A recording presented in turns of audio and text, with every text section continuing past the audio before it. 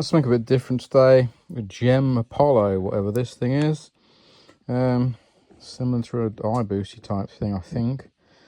Apparently when you turn it on, it blows the fuse. So let's see what we can find with it. So I'm just looking at these. These are all triacs, just slightly different types of triacs. Just probe them though, and there's no shorts or anything. Taking the heatsink off there to see what we see under here. Basically under there, so the transformer, that is the same as what the iBoosts have on them. Well, similar anyway. Yeah, so what is causing this to blow the fuse? Well, these three are the likely candidate, although I can't see anything wrong with them. This is the problem. There isn't really an awful lot left on it, to be honest. I think these are gate drivers, probably, without looking at what they are. And then this section here is to do with your wireless, and then that's just literally going to be your logic part of the circuit. So there isn't really an awful lot to go wrong with it. Yeah, I'm tempted to put the bulb on it, bulb tester, and see if I can see it then with the short, but I'm not sure whether it'll whether the bulb's high enough wattage, because I don't want to blow anything up.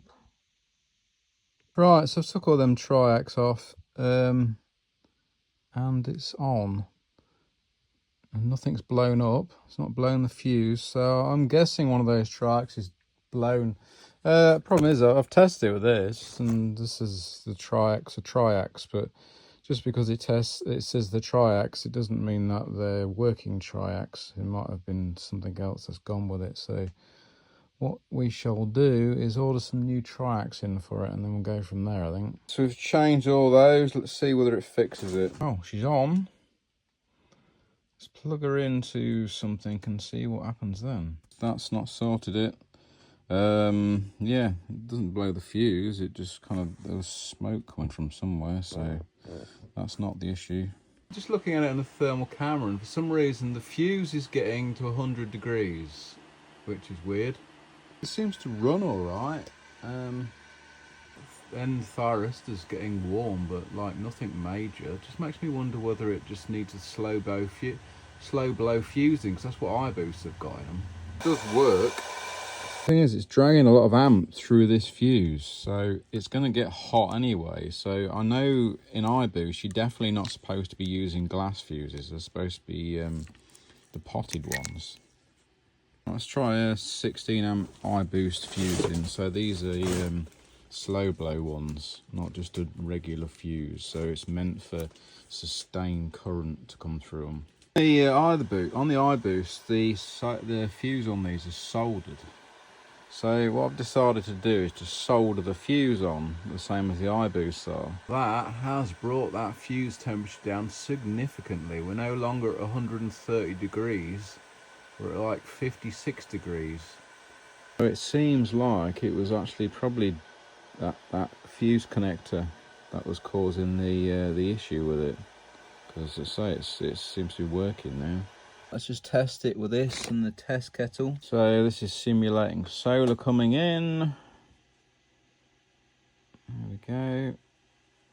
And heater is working. So yeah, I think we'll call this one a success. So we replace these on the back, which probably is good practice anyway, to be honest. If it's anything like the iBoost, they get worn out anyway, and they can cause the fuse to blow. But then that was basically it was getting to 130 degrees. I've used one of the iBoost fuses and soldered that into the holder, which is what they do with iBoosts, and it has brought the temperature right down to like 50 something degrees from 130. So I think the contacts, it just, I don't know, there's a lot of resistance between the fuse holder and the fuse, so that's sorted that problem out anyway. Yeah, got there in the end.